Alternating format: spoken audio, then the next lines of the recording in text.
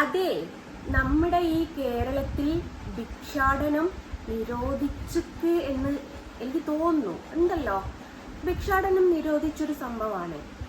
പക്ഷേ എന്നിട്ട് പോലും ഈ ഭിക്ഷ എടുക്കുന്ന ആൾക്കാരോട് നമ്മൾ സഹകരിക്കണം. ഇത്രമേൽ നിരോധനം വന്നിട്ട് പോലും അവർ നമ്മുടെ മുമ്പിൽ കൈ നീട്ടുന്നുണ്ടെങ്കിൽ അവരുടെ ഗതികേടിനെ നമ്മൾ എപ്പോഴും ഓർത്തിരിക്കണം, വേണ്ടേ? അപ്പോൾ ഒരാൾ ദേ നമ്മുടെ മുമ്പ് കൈ നീട്ടിയിട്ടുണ്ട്, അപ്പോൾ ആൾക്ക് നമ്മളൊന്ന് കുറച്ച് പൈസ കൊടുത്ത് സഹായിക്കാം.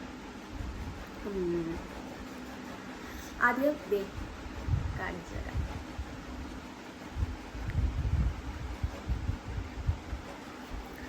കൊടുത്തിരിക്കുന്നത് എങ്ങനെയാണ്? 26 മിനിറ്റ് മുമ്പ് കൊടുത്തതാണ്.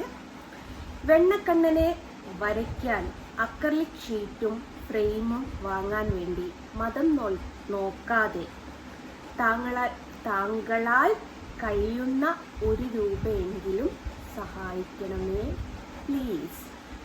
അപ്പം നമ്മളെ മുമ്പിൽ ഇങ്ങനെ ഒരാൾ ഇറക്കുന്ന സമയത്ത് നമ്മൾ എങ്ങനെയാ കണ്ടില്ലെന്ന് നടക്കുന്നത്? അപ്പം മോനെ ഫോൺ ഒന്നുകൊണ്ട് കാണിച്ചേ.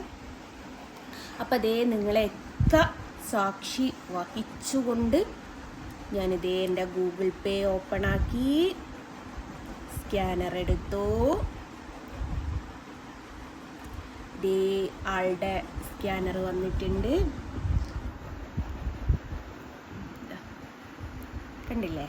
അപ്പം ദേ നിങ്ങളെയൊക്കെ സാക്ഷ്യം വഹിച്ചുകൊണ്ട് ഞാൻ ആ എമൗണ്ട് അങ്ങ് അയച്ചു കൊടുക്കുകയാണ്.